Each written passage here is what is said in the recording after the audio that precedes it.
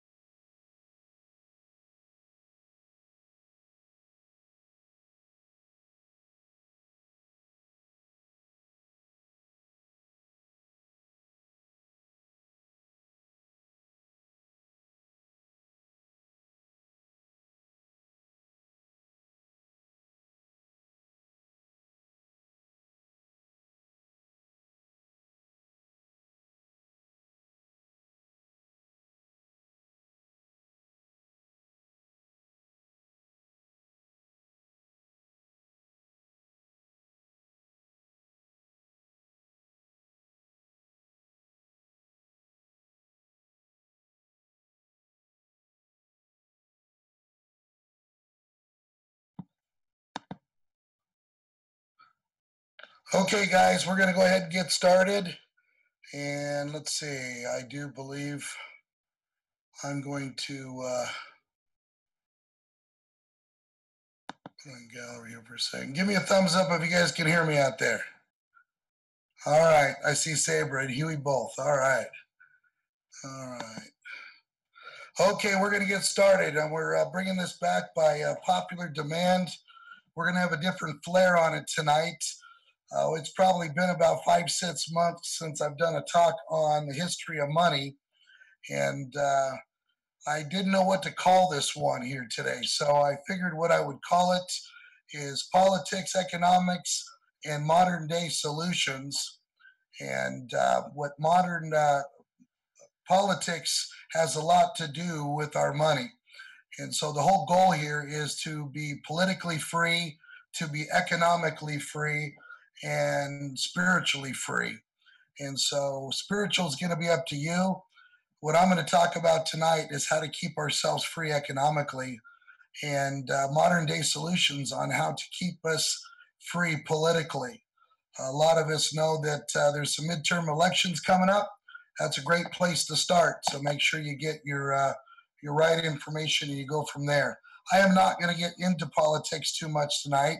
I will talk about governments in general, and if I do talk about anything specifically, it'll be based on our Constitution. So that way, I will not be offending anybody on this talk tonight. Now, let's get started. So we'll start up here at the top with the financial matrix. Warren Woodward, who is the main founder of the life business, refers to the financial matrix a lot. He talks about throughout history, man is always trying to control the production of other men. It started off for thousands of years with slavery. Armies would go into battle, conquer new territories, enslave the people, and they say, now we own your production. And they would put the people to work, but they would give them just enough so they wouldn't die because they didn't want to lose their assets. And over the last couple thousand years, with church influence all over the world, they've kind of stomped it out. They said you cannot own people. And the powers to be would say, hey, how do we control the production of the people then? And they said, well, we'll shift into owning the land. And people needed the land to be able to raise crops and livestock and make a living. And if somebody else owned the land, they would have to go to them and rent the land from them or lease the land. And then they would charge them 50% of their production. Plus, they would have to work their land a couple of days a week for free. and they weren't slaves, but they weren't having a very good life. Eventually, what happened is the people would go into the village, they'd become butchers or bakers or candlestick makers, and they would say, "We're not going to pay your high taxes anymore." And eventually, they had to drop the price of renting the property down to maybe 10%. Then what happened is they said, "Well, darn, how do we control the production of the people?" And they says, "We're in the third phase now, and it's controlling the currency." And so that's what this talk is going to be about: government control, bank control, and figuring out how to control the production of you and me. And so let's get right down to it. We're going to talk about some basic forms of government here on the screen. And you see an R and you see an O. That stands for a republic, and that stands for an oligarch. And those are basically the only two forms of government that are out there. And let me explain myself. A republic is when a group of people come together and decide to live by certain rules of the land. It's important that we set up rules that work across all the people. And it's important to set up rules that when the wind changes and we get angry or over happy, that we can't quickly change these rules. And it's really important that that happens. In a republic, if 99% of the people vote that Kurt is going to jail for the rest of his life, then that doesn't matter, because I didn't do anything wrong. And according to the rules of the land, they have to find that I did something wrong. Or if they wanted to put me let's kill Kurt. Well, I have the right to life, liberty, and the pursuit of happiness. And so in a republic, we have rules. When Benjamin Franklin came out of the First Continental Congress, a woman asked him, "What kind of government do we have, Dr. Franklin?" And he says, "We have a republic, ma'am, if we can keep it." Now, the question of whether or not we can keep it is because people start to call it a democracy. Now, we do have a democratically elected republic, but a democracy is when we vote on all things all the time, which means that if 51% of the people vote that I'm dead, I'm a dead man. And I better hope that mob rules, they are not upset with me at that moment, because otherwise I could be in trouble. And so a democracy never lasts. When we slide from a republic into a democracy, eventually what happens is the people do not follow the rules of the land, and therefore any rules will happen. And you go into something called anarchy. Now, let's go through what this really kind of recommends here, or is talked about. So, one of the things that we start to throw in anarchy is we start to throw out science. That science doesn't matter anymore. Bill, I know that you're a guy, but today you're a billy goat. And so science doesn't matter anymore. Logic is then thrown out. Rules are then thrown out. And the Constitution and the Bill of Rights are thrown out. And therefore, you do not have a republic anymore. And so those are the constant battles. If an anarchy gets too crazy, eventually the oligarchs who started the anarchy step in. The oligarchies are a group of people that control the situation and control the rule of the people in the land. The last one is a monarchy, which is really an oligarchy propping up a figurehead in most cases. And so the constant battle is between keeping the rules of the land and keeping your republic, or sliding into an oligarch. And it's a constant battle that goes back and forth. Let's jump up here to the top. We're going to talk about the parable of the pipeline. In the parable of the pipeline, let's say, for instance, that I had a job, and my job was to carry water from a stream to a village. Well, I would carry as much as I could for 8 hours. Big buckets, I would run, I'd do whatever I had to do, because the goal was to get paid a lot of money at the end of the day. But if I were paying attention, I would look for people that had time and money and were very successful in the water business. And I'd go to them and I'd ask them, "How did you become successful?" And they'd say, "Well, after I was done working 8 hours, I'd put a little bit of time into my own business. And what I would do is I'd take a little bit of that money I made that day and I'd buy pieces of pipe. I'd start assembling these pieces of pipe, and then after a couple of years, I could hit a valve. Water would flow from the river to the village and more water than I could ever carry in 8 hours. And now I would have my money and a lot of it, and I'd get all my time back. And if I built it securely, I would have security as well. And so the whole goal is to figure out how to have a business mind and to figure out how to make money when you're sleeping. And so we're going to kind of phase in and out of banks, politics, and money here for a while. So hang with me. So let's go back up here to the top. 1776, when the United States got started, about 90% of the people were business owners. They grew up on farms, they owned the farms.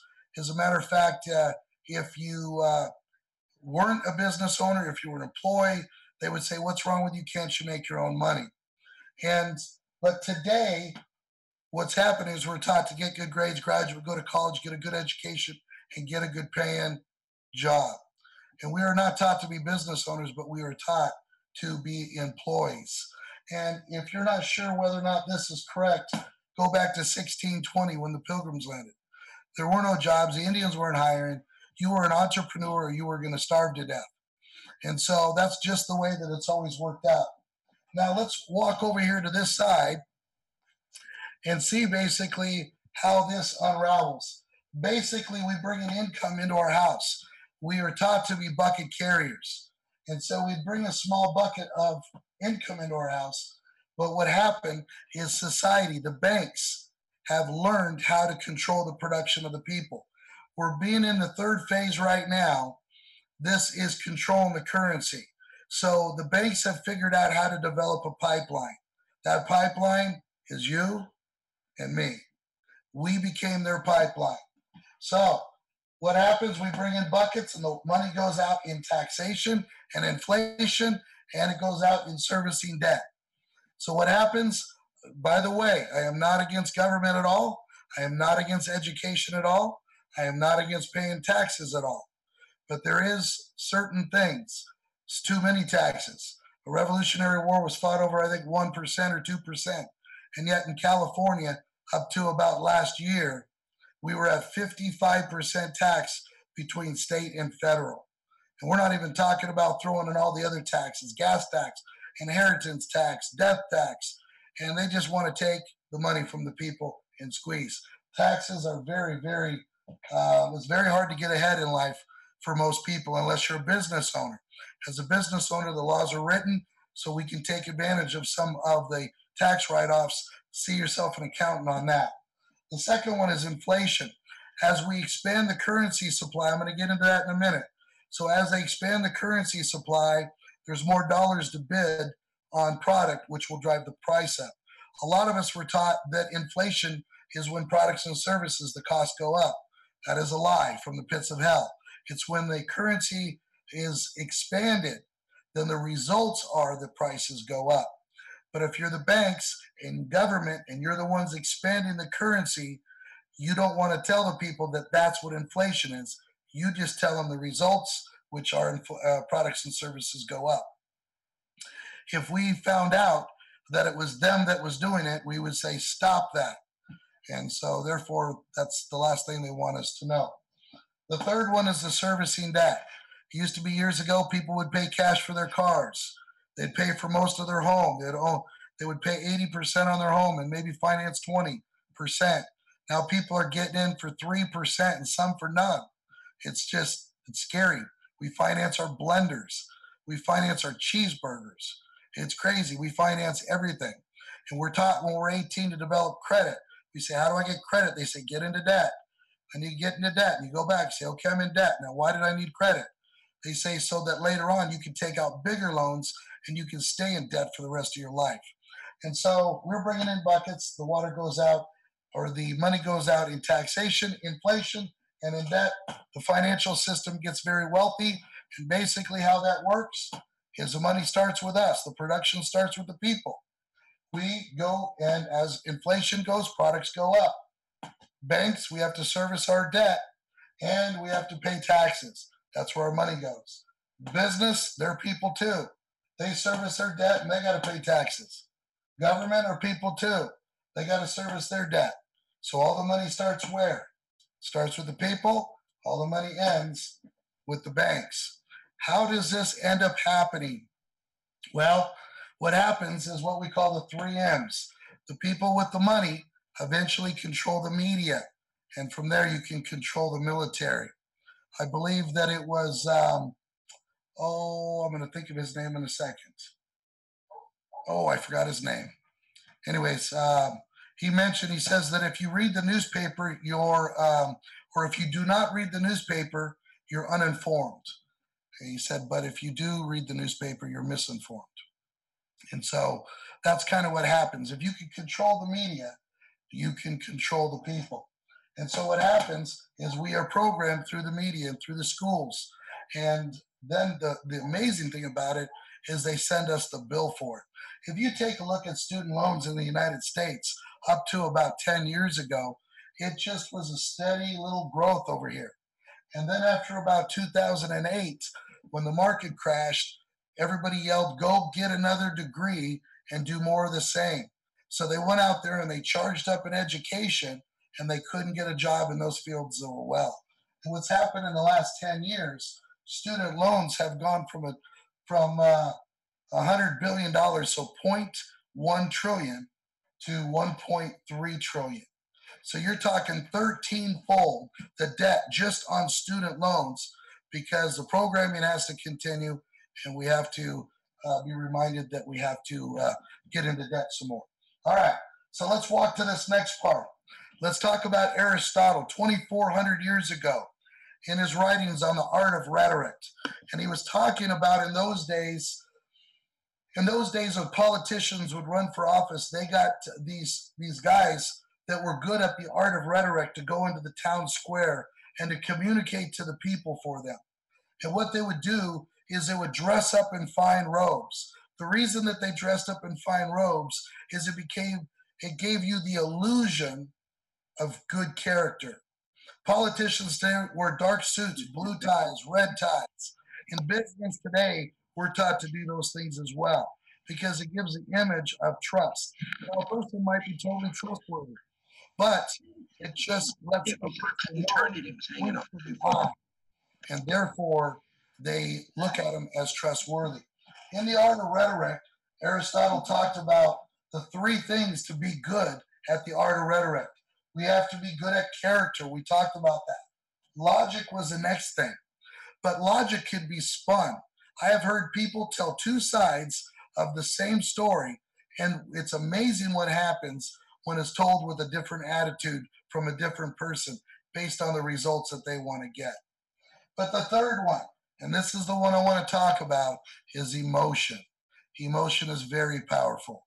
That if we just come across from the heart, if we talk about the children, this is about the children. And it's hard to say no when they keep saying it's about the children. So be careful of the art of rhetoric when you're listening to people. And a lot of emotion is thrown around really fast. Let's go to the next part here. In Orrin Woodward and Chris Brady, both are bestsellers, the founders of the life business. They wrote a book called Launching a Leadership Revolution. And in that book, they talk about when it comes to motivating people, the lowest level of motivation is money and things. That people will do things for money and things, but they will do more and they will work harder for recognition. There's a saying that says that 90% of us have low self-esteem and the other 10% of us just feel bad about ourselves. And so when people pat us on the back, it feels good. When people talk about us in a good way, it feels good. And so people will do a lot more for recognition. But the third and the final one is a cause, because people have been known to give up their life for a cause. And so as it increases in emotion, it's about emotion, and that is the trigger. So let's continue down this road. Let's talk about what society teaches us today. Credentials and how is your FICO score? First of all, I want to preface this once again. I am not against credentials. Trust me, if you are going to operate on me as a doctor, you better have a credential. But the problem is that society today looks at a credential as the end all. You have a credential in yoga. everything about launching rockets to Pluto or whatever. And so they think because you have a credential, you understand everything. Webster's dictionary calls credentials as evidence of rights, privileges, or the like. So, in other words, I have a credential, and so therefore I must be correct. But I'm going to give you two examples of a person within a field that is not correct, and the person outside of their field is not correct. I'll give you the example of the doctor again. Let's say, for instance, that I was a medical doctor, and but I wanted to make more money. So in the evening, I'd go out to the local hotel, and I would moonlight working at a hotel. I'd say, "Hey, do you got a job for me?" They say, "Yeah, we just lost our elevator operator. Can you sit in this chair, sir, and push the buttons and get the people up and down to the floor?" Say, "Sure, I can do that." And after 2 weeks, I get my paycheck, and I look at my paycheck and say, "Whoa!" And I'd go to my boss and I'd turn my pay. I say, "Do you know who I am?" And my boss would say, "Yeah, you're the guy that pushed the button on the elevator. I get back to work before I fire you." He does not care about my credential as a doctor. We get paid based on our contribution to society. But somewhere along the road, we wanted to make sure that the programming, the credentials, were the end all. Let's take the next stage. How many of you guys just think in your head have been to business school and you go to college and you take a class on business and the professor never even ran a business of his own, and the few that did ran a very poor one at best, and yet they're teaching people within the field on how to be successful in business? And so once again, we have to question authority. We have to question if they have the fruit on the tree. We have to question not based on their credential, but their fruit on their tree. Let's go to the next one here. Imagine for a moment that I had a cart and it was be pulled by horses. And on one side, this horse would be called logic, because logic was going to get me to the dreams that I wanted to have the most. This was what I wanted the most. But darn it, I teamed up my other horse on the other side, and his name is emotion. And he's leading me to what I want now. Most people will give up what they want most for what they want right now. And society is helping them. Society is saying you worked hard all day long. You deserve a vacation. Well, it's easy to find out if you deserve. We'll call those dollars in your bank account deserve points. Do you have any left? If you used up a good portion of your deserve points on rent and food and gasoline for your car, then and there's none left, then I guess you didn't deserve it. And the society will tell you that I'm mean spirited for saying that. And right back to emotion again. Everything is about emotion. Whoa, you worked hard. You deserve that. Just get a credit card, swipe it, and you're off your way to Tahiti. Big mistake. So, this is what we will teach in the life business. We teach people how to take the emotion and team it up on the side with the logic. Now, you got to be careful. What happens is that we are stuck on the credential still in the emotion. And when we go through school, we are taught to make a lot more money. So now we have a bigger bucket. The problem is, as an employee with a lot more money, you're just going to pay more in taxes, more in inflation, and you'll end up in more debt. And so the problem is not going to fix it. The problem that's not going to fix it is that. What's going to fix it is learning about the offense and the defense in the playing field of money, which is what we're talking today. All right. Debbie sent me a note not to point my pen. Okay, I won't do it. So let's get back to this. We understand how this cycle works. This is work to keep you the production of the people so that they can control the production of people. So now let's get back over to this again. What is money and what is currency? All right. For thousands of years, people have tried, society has tried different things for money. They've tried crops and wheat and different things that would eventually corrupt. They would try metal pots that would rust. They would try all kinds of things. But what they found out over the last 3,000 to 5,000 years, that gold and silver was money. So let's say, for instance, that I wanted to buy something off of you. I would go get a little bit of silver or gold and I'd give it to you and I'd get that metal pot or whatever. But you didn't want to carry your gold around, your silver around with you. Someone to knock you in the head or you steal it or you lose it or whatever. So what you do is you took it to a goldsmith. And what would happen is a goldsmith would give you some receipts. Now you take those receipts, and now if you wanted to buy a metal pot, you take a couple of receipts down to the goldsmith, they give you a little bit of metal. You go to the guy, you give him a little bit of gold or silver, they give you the metal pot, they take the gold and silver to the goldsmith gives them receipts. Whew, long process. It didn't take long between you and I before we realized I can just give you a couple of my receipts, which leads to that thing in your wallet or in your purses, lady. Those green things are not money. Those dollars are currency. It is a receipt of your money being stored somewhere else, or at least it's supposed to be. We're going to get to that in just a second.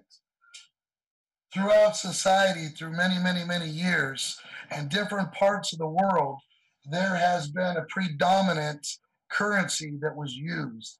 If you went back to the 15th century, Portugal was the predominant currency in the world. Then Spain in the 16th century, the Netherlands in the 17th century, France in the 18th century. We had Britain in the 19th century and the United States in the 20th century. I'm going to give you a little bit of history on the United States and how they became the monetary system of the world. What happened is the Second World War came up. And in the late 1930s, the whole world was at war. The United States was not involved in the war yet. We didn't get officially invited till Pearl Harbor in 1941. In 1941, we decided to join the world. But before that, the rest of the world was needing products. And so in the United States, we were manufacturing products galore and shipping them all over the world to people. And these countries were sending us their gold. As a matter of fact, what happened is we ended up with about 20,000 tons of gold during the Second World War, about 2/3 of all of the money on the planet. So in 1944, there was about 730 delegates from 44 allied countries got together in Bretton Woods in New Jersey, and they met at a hotel, and they says, we're going to have to set up a monetary system, some type of a currency that we can use, because sending our gold back and forth is not practical. So they said, well, what we'll do is we'll use the United States dollar, because the United States has 20,000 tons of gold. And so since they've got the gold, let's use their currency as receipts. Excuse me. So what happened, that's what was established in 1944. Another thing that was established in 1944 was something called the IMF was developed. It stands for the International Monetary Fund.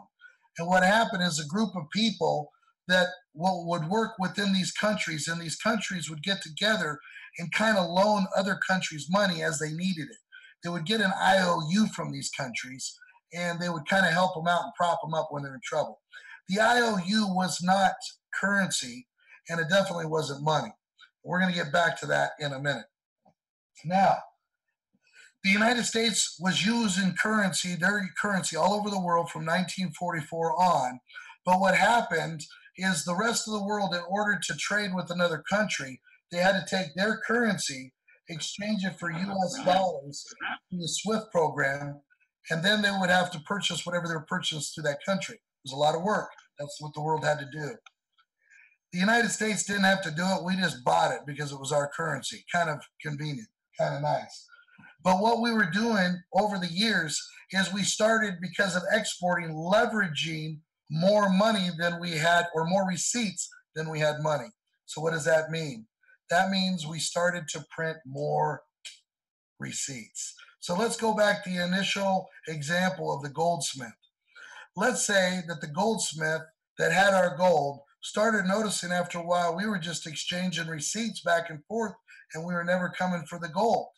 And the goldsmith's going, I got 1,000 receipts out there working, and it represents 1,000 pieces of gold, but no one's coming for their gold.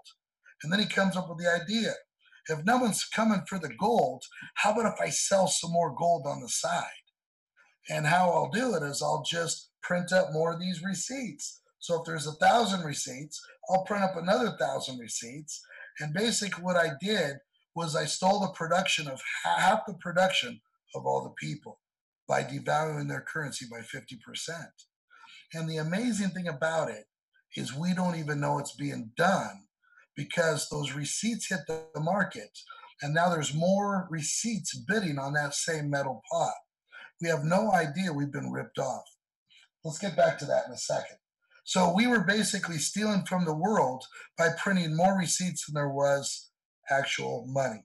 But don't feel so bad for the rest of the world because they were stealing from their people even faster. You take a look at Russia just in the last 10 years. They have printed 18-fold of their currency, 18 times, 1/8. That is amazing. Countries are doing it all over the place. Matter of fact, if you went back to 1926 in Mexico, the peso was 2 to 1 with the dollar. Today it's about 19 to 1. And the only reason it's 19 to 1 is because they got rid of 3 zeros. It's really 19,000 to 1. That's how much they printed money there. And the whole world does it. They print currency very fast and they just steal the people's money before their eyes. And the people don't know enough about it to realize they're being ripped off by governments and the bank. Okay? So the United States is doing it too, just not as fast as the rest of the world, but we were doing it as well. Now, so what ends up happening, pretty soon it's getting later and later and later. And by the time a president by the name of Richard Nixon was in, there was a lot of countries out there that were fed up of the United States printing more currency. So what they did is they says, we're going to take our gold back. Well, Richard Nixon says we can't have that because the gold started leaving our country and we went from 20,000 tons down to 8,300 tons. Not a good thing. So they said, well, Richard Nixon says, I'm going to take us off the gold standard. So what does that mean? Let's go back to the example again of the goldsmith. The goldsmith says, hey, you guys are using the receipts just fine. You're not going to be needing this gold anymore. Use that fiat currency, which is Latin for let it be. Sounds like something the government would say. And he says, because I said so, those receipts are now money, and I'll be taking this gold and leaving. Well, if that happened to us, we would say, hey, thief, get back here. But yet, that's what happened to the world in 1971.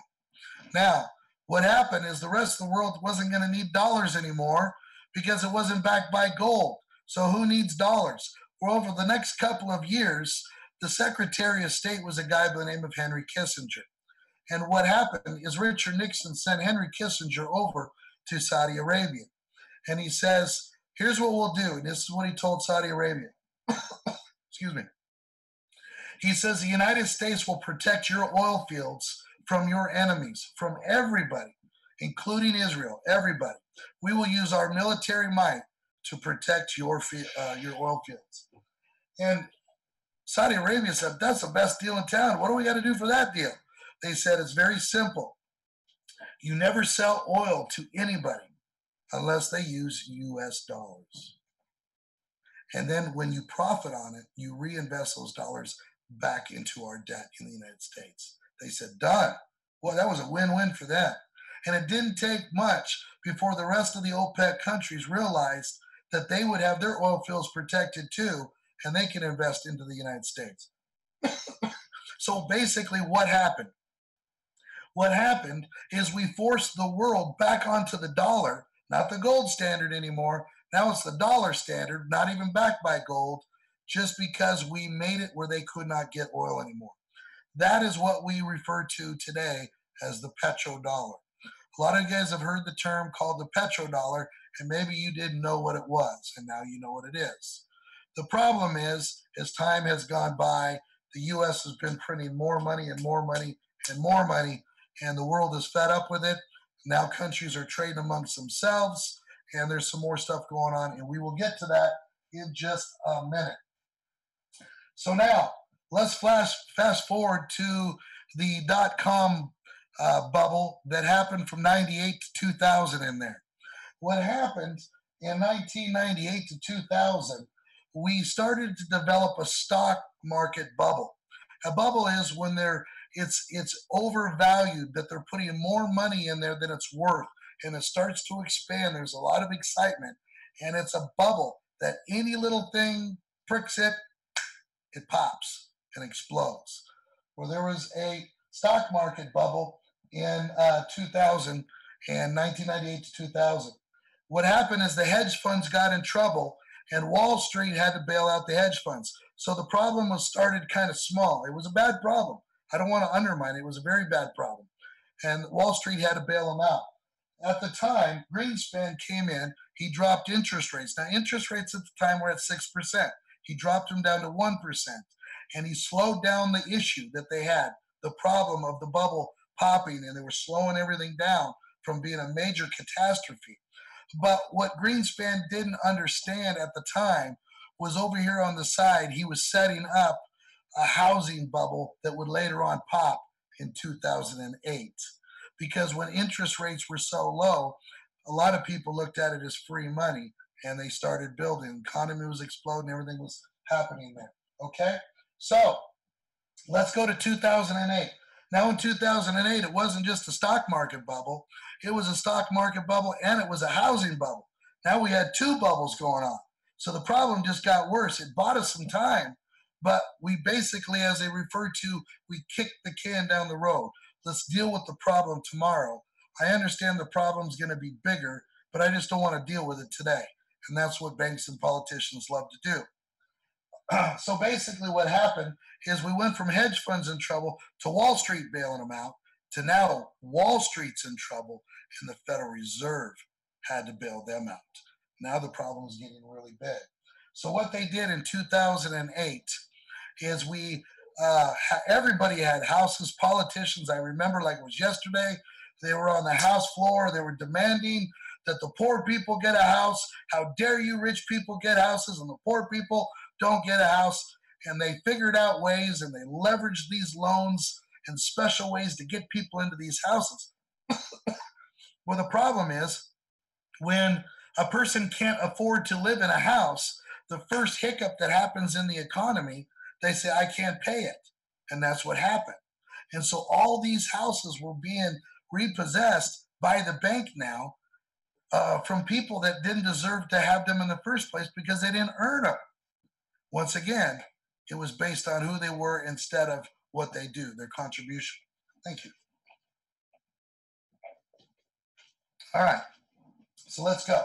So what they did is now the housing bubble, the houses started to drop.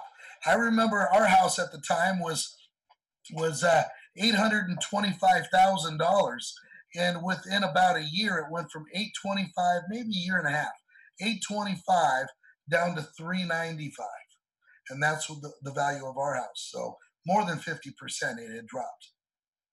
What the feds did is they dropped interest rates now all the way down to zero. And what they did is they started something called quantitative easing. Quantitative easing means that we're going to light up the printing presses again and we're going to print more currency. Okay? So once again, the goldsmith is printing more receipts. Very dangerous. Now, at the time, people were saying, quantitative easing is good. Bob over here works for General Motors and he's going to be out of a job. And so what they said is, let's print up some more receipts. We'll send it to General Motors. We'll bail out General Motors. Bob keeps his job. And the people all go, yay, that's a good thing. And they clap for their own demise because they had no idea it was devaluing their worth. And it was causing their kids and them to be more enslaved because they weren't taught this. So what they did is they printed more currency. They pumped $1.2 trillion in the housing market and bought up a whole bunch of houses and took them off the market. Put zero interest rate, and they caused the housing market to pull out. And in 2010, it started to go back down again. They put another $800 billion. Now they got $2 trillion into buying up debt. They kept interest rates at zero, and they pulled it out again. And they've been faking it ever since. Another thing that they did in 2008 is they says, why stop with General Motors? Why don't we move some of this money into Google and Facebook? And they start putting money into the stock market and driving the demand, a fake demand that the stock market is doing good. And what happens is the stock market was overvalued and continuing to be way overvalued even today. As you can see, the last couple of days, that the stock market is crashing about 1,200 points, I think, in the last 2 days as I'm doing this talk. All right, so let's get into this. So let's talk about what happens when you print more currency. I'll give you an example. If I were to take this water right here and I were to pour it on a table, that would be base currency. Okay? Oh, no, I'm okay. That would be base currency. That would be the money supply. Well, in '08, the United States had $825 billion in base currency. By the time they were done with their quantitative easing over the next couple of years, they went from 800 billion to 4.2 trillion. They 5 times the receipts. Basically, what that did is that took your $1,000 in the bank and made it worth about 20%, I believe, is what that would come up to be. And so they stole about 80% of your money, and he had no idea that they did it. But we were clapping because Bob got to keep his job. Now, so how this would work is this. If the base currency was a puddle, and then I put a sponge on it, sponge is a price. Well, the sponge would grow because it would suck up the currency. And so when the currency is there, the prices will grow. If I pour more currency, the prices get even bigger. So, and this is kind of how it works. Let's say I have $5 to my name. I walk in a store and I notice something in the store that I've always wanted. I haven't seen it for years, and I want to get it really bad. And I look at the price tag and they say it's $5. And I go, darn, I really want this really bad. All I got is $5. No, I'm not going to do it. And I decide not to do it. Well, what happens is the owner of the store realizes those things aren't selling. So he drops the price until they sell. Now, if I can magically print receipts, have more money bidding out there, more currency floating around in society, and I can imagine, look at my wallet now, and I don't have $5, but I have $100 now. Now I walk in the same store, I say the thing is $5. I go, heck yeah, I'm going to get it. As a matter of fact, give me a blue one, a red one, and a green one. They're cheap. And now the owner of the store said, these things are flying off the shelf. I'm going to raise my prices. And so remember, inflation is when you expand the currency supply. And the result of that, it drives prices up. And that's how that works. Okay, so that's what is happening back in '08. Let's see. The same thing happened in the stock market. Now here we are in 2018. Now let's fast forward to today. Now what's happening today is we got all kinds of issues that are happening. We've got the IMF. The IMF, the International Monetary Fund, they say we want to be the new world currency. Because after all, we went through the stats. 15th century, 16th, 17th, 18th, 19th, 20th. U.S., you're done. You're done being in charge of the world currency. It's our turn. The IMF, now they took those IOUs and they turned them into currency now. They call them SDRs, special drawing rights. And the IMF wanted to be, and still do, want to be the world currency. Once again, the oligarchs on a world level now, on a world scale, that would be very dangerous to the IMF or the UN. We're trying to run the whole world. Very scary stuff. Now, so that's one idea. But let's look at what happened in Zimbabwe. And in Zimbabwe, they have, I'll show you. I got it right over here. Let's see.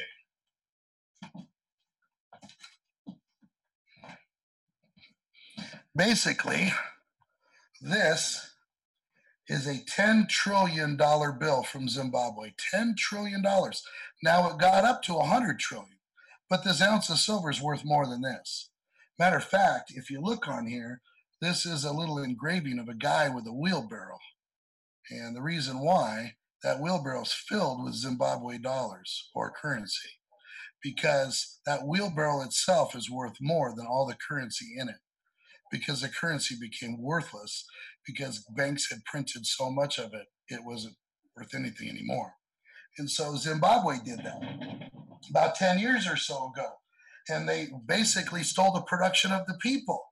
10 years later, they come back, and the Central Bank of Zimbabwe says, we've got a new currency for you. We're back to an easier society, a division of labor again. And the people said, get out of here. You already stole our money from before, and now you want to steal the money we've produced in the last 10 years. Now, some people unfortunately started to use those bills, and once again, those are already been hyperinflated and they're worthless already. And so it's the same thing, just done at a different time period. And so that's what happens. Another thing that's happening right now between Moscow and Shanghai, they're building something called the Shanghai Cooperation Organization. And it's a trading route. The old Silk Roads go all over the place. But this one's going to go all the way across Asia and halfway across Europe. And what it's going to do is they're going to be able to connect over half the population of the world. And they're going to make sure that they trade on this route and everything is going to be back to the gold standard. And if you take a look at all the Eastern countries, whether it's India or Turkey or Russia or China, they're all accumulating as much gold that they possibly can and silver right now as much as they can because they know that the dollar is getting ready to collapse. And when that happens, all the debt of the world has to be paid. And whoever is stuck with the dollars is the one that paid for the debt. So if you say, I got 10,000 in the bank, Monday morning we wake up and all of a sudden gold goes to $10,000 and your $10,000 is now worth 500. You just paid for a lot of the debt of the world because debt doesn't go away. Okay? So hang in there. We've touched third base. We're sliding in the hole. Okay, so where am I at on here? Okay, so they want to use this trade route. Everything's going that direction. A lot of very wealthy people have been moving their money into precious metals the last 10 years. Central banks used to sell precious metals. They've been gobbling up gold and silver galore. They understand long term the people with the gold and the silver are the ones that are going to have the money. And when banks can't make it anymore, they fall back on their gold and silver. They got it made. They hit a button, everything changes over. You get stuck with the world debt. They end up with the money. That's the way it works out. All right, let's go back 10 years prior again when all these problems were really starting to take off and become real big, out of control problems back in the housing bubble collapse of '08. Now, there was a guy by the name of Satoshi Nakamoto that started something, invented something called blockchain technology. A lot of you guys are familiar with the term cryptocurrency, which is a currency used in that technology. And in blockchain technology, what happens is information is being stored on blocks, and it's done block on top of block on top of block, building in a chain, and it's cryptographic information that's being stored on there, and it's very secure. As a matter of fact, this is what the internet should have been in all along. Now, a lot of people are I don't know about cryptocurrency. I don't know about blockchain technology. None of that matters anymore. It's here. It's done. I'm going to tell you, there's billions and billions and billions of dollars all over the world. This is going to be bigger than the internet. This is going to be huge, crazy. And I'm going to explain how this kind of works in a minute. Information is written on a ledger. Remember years ago, you go to the bank before they had computers and stuff, and they wrote everything in ledgers. Well, this is a kind of a cryptographic ledger that this information is being put on. And I'll explain how that works a little bit more. There's different ways of doing it. It can be done privately where no one can get in there and see it. It can be done publicly where everybody can see it. And then it can be some mutant thing in between where you can see part of it and not this part, or this part, not that part. And it can be done in all different ways that people could use this blockchain technology. Now, some of the problems that we're having today is governments coming in and government will steal our money by printing more currency. So one of the things Satoshi Nakamoto did is he said, if we could develop a currency and we release it out there to the world and it takes its own life form, there's no head of the snake for anybody to cut off. The same thing happens with social media, where government comes in and has a talk with a Mark Zuckerberg, or has a talk with the Jeff Bezos, or has a talk with this person over here. When they go in and they talk to these people, all of a sudden, this is what we call centralized. When they go talk to the central point of that, then the rest of the people are controlled the information they have. Some of you have probably heard whether it's Twitter or Facebook or whatever. Some of your friends have been slapped on the hand and kicked off because they said something, And so what they're doing is they're stifling people's First Amendment's right, and they're controlling the information that's going out to the world. Amazing. Now, decentralized is better. Decentralized means there's a bunch of heads all over the place, and it's not just one place. All right. Now, distributed ledger is a form of decentralized, and it's where all the computers of the world are communicating with each other, which means as we set up this blockchain, this information, and it gets set up, all the computers have it locked in. It's done. Now, if someone comes along and tries to change the information later by adding a new block, all the computers will talk and they'll say, oh, this is not right. And they'll say, liar, liar, your pants on fire, and they kick the information out. So that's the Kurt Spolar version of how this works. You can see how techy I am. And so it's very, very secure and very, very at keeping accurate data that people can't change later without us knowing about. It's a very good form. And the currency takes a life of its own. So now people have their own ecosystem and where it's going. Okay, I'm going to switch over to this side now. We're coming in the home stretch. So basically what's going to happen is the debt has to be paid for, but not if you can figure out how to have a currency that is not affected by inflation. So the reason a lot of billionaires were putting their money into gold and silver, because that was the one. But after blockchain was developed 10 years ago, and cryptocurrencies now that are decentralized. Now remember, there's some now that are centralized cryptocurrencies. And so these guys are coming in with their own government cryptocurrencies because they still want to control the show. But we got a lot of people out there, the super geniuses over the last 10 years, that are setting full-blown ecosystems up where you could put the whole world into blockchain and run an ecosystem that is run privately where no one knows what's going on unless you have who you want to know what's going on in there. You'll get wallets, you can do gaming, there's exchanges, development services, there's recruitment, there's charity, airdrops, education, media, social networking, healthcare, music. You can run governments in there. You can do voting in there. This is its own ecosystem that's being set up that government can't get in there. The oligarchs cannot get in there and disrupt the facts. And so this is history in the making, you guys. This is something big. Just, not too often something big comes around. Computers, when they came out, that was big. This is just as big. Electricity was big. This is just as big.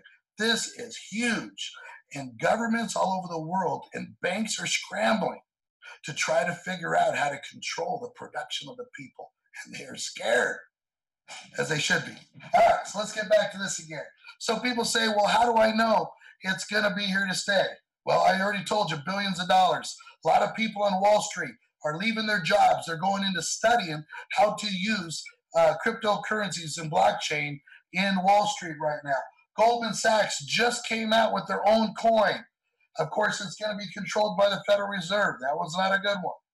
Japan has got their own coin coming out. It's going to be backed by the yuan. Venezuela's got their own. Dubai has their own. Even China, who's forbidding it, is secretly doing their own for their own country right now. The 10 largest U.S. banks have been putting together blockchain and cryptos since 2014, getting ready for this. Whether you know it or not, behind the scenes, it's like a duck, calm on the surface, but under the water, they're pedaling, and they're pedaling fast, because it's a race to control the production of the people, whether or be free. This is the battle right here between the Republic and the oligarchs. All right. Fortune 500 companies right now, IBM and Walmart. Amazon just opened up 2 domain names.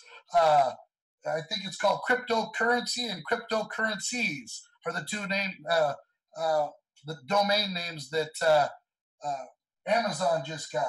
Credit card companies, Visa, MasterCard, all of them are coming together. And yet, all of this stuff that's happening, only about 1% of the people in the United States are participating. And that 1%, most of them are only participating because someone taught them how to buy some cryptocurrency or buy some utility tokens. They're not even using it in a practical way. They don't know how to use it in a practical way. And a fraction of a fraction of a fraction of a percent are even using it in a practical way. And those are the ones that are collecting kitten cards and Steam Monster cards and gambling with dice games and stuff. And that's basically the extent of it because most people don't know how to use it yet. And yet, the life business starting in January, there is a team that's been courting us over the last year and a half. And they came to us and they said, you guys know how to build communities. Because for a very long time, we have been teaching people how to put information in their head when it comes to economic or financial literacy. We've been teaching people the offense and the defense and the playing field of money for years. And we're leveraging a system and leadership to the people. And we've developed a business that does millions of dollars all over in 19 or 20 countries and territories now. And we've been proven to hold community together for a quarter of a century. Thousands of people showing up to our conference every few months. So these guys heard the founder, Orrin Woodward, about 18 years ago, and he's been watching them from a distance. And he seeked us out and they said, we want your community exclusively. We are the only ones coming into this company. I don't even know the name of it yet. It's that secret. But it's been put together over the last year and a half. Here's what happens when you're on blockchain. Most of the middlemen are gone. They've got contracts that will be done, that's done in a safe way. They've got a lot of middlemen will be done because of blockchain. You're going to see industry. You're going to see commerce as it is today turned on its head. That's why these companies are scrambling to try to figure out blockchain to get it in here because the middlemen are going to be out of a job. So let's look at credit cards, for instance, 4 to 6% to swipe your cards when you go to the store. Well, guess what? Now, when you go through this company that we're going to have access to, we're going to have access to 50,000 different vendors for start. On our way to millions of vendors, you'll be able to buy brand name stuff you buy all the time, except for on the front end, they're going to give us that money in advance with about a 5% discount. Just right off the top, because you're partners with us in a new company that's launching in January, you're going to have a 5% discount up front. On the back end, because a lot of the money that's normally spent in there on the middleman and advertising, which we're not going to need, they're going to give us anywhere from 10 to 15% back in crypto money, crypto tokens back that you can re-spend back in to the thing or hang on to it. And as the company grows, the value of those tokens grow as well because there's only so many receipts, as it should be. If there was ever a time that you wanted to go, and I mean run, this would be the time. We've got, I think, no less than 6 months to a year. Orrin told me it's probably about 18 months head start against the whole world on this. Now is your chance. If you've ever wanted to be wealthy, if you've ever wanted to live a life different than what it is now, if you wanted to live life, now's the time to go. You've got to run. You've got to get this app on phones. And we call them apps, but in their decentralized apps, they call them dApps. Okay, well, this is going to be a DApp opportunity of a lifetime. How's that? Orrin calls it an opportunity of a lifetime. All right. Inflation proof is our currency. So guess what? As your currency is in this ecosystem over here, when the time comes to pay for the debt, you're not the one with your currency in it. We have 6 patents pending. All right. So in closing, I'm at 55, 56 minutes now. People are looking at this and they're saying, I'm hearing a lot about blockchain. I'm hearing a lot about cryptocurrency. I don't have a clue about any of that. And I don't know if I have the energy. I was going up to Mount Rushmore, and I took a route through Wyoming on the way up, and I went through Indiana on the way back. And I remember stopping at a Dollar General. We wanted to get some refreshments, some snacks, some water and stuff as we were driving through there. And I remember this older gal. She was probably 20 some years older than me. And she was at the counter and she was trying to figure out how to use her debit card in the machine. And she's going, these darn computers, and she's getting angry. And the lady behind the counter wasn't helpful. I eventually had to help her with her credit card or debit card there. But I got to thinking, man, with this blockchain, I don't want to have to learn this stuff. I mean, I've learned a lot of things already. This doesn't need to be one of them. I told my sons even, why don't you guys learn this stuff? But let me calm your nerves on this a little bit. When computers first launched, did you have to learn how to program a computer? No, you didn't have to learn how to program a computer, but there was still a learning curve. You had to learn how to set up an email, and you had to learn how to copy and paste, and you had to learn all those things. That learning curve that you did on computers is way more learning than you're going to have to do on this, because you already know how to use a computer, and that's where it's being done. So, do you need to know the difference between centralized, decentralized, distributed ledger? No, you don't need to know it. Do you need to know a proof of work or proof of stake? Mining? No, you don't need to know that. Do you need to know how to set up an ecosystem in which dApps will operate on? No, you don't have to learn any of that. All you have to do is use the app or use the dApp. All you got to know is you're working with a community of people, and now you can go through an app on your phone and you can buy things that you want, and you're going to get it at a discount, and you're going to get paid back and make money in the process. So in closing, I want to close with this. This will be an operating system of the decentralized world that we're all moving into. The question is do you want to pay the debt of the world? Or do you want to come with us? Do you want to make some money? I am so stinking excited about this. My grandmother and my mom took a while to learn how to set up their emails, but they're not going to have to do any learning for this. They're just going to learn how to point and click. We'll leave that to all those other people to learn how to do it. We'll just make some money. God bless you guys. I hope this was helpful. I know I was long-winded, and I was just under an hour, but there was so much I wanted to cover with you, and this will be the first one of maybe more in the future, depending on the demand. So God bless you guys. I'm going to go play some volleyball. Have a good night.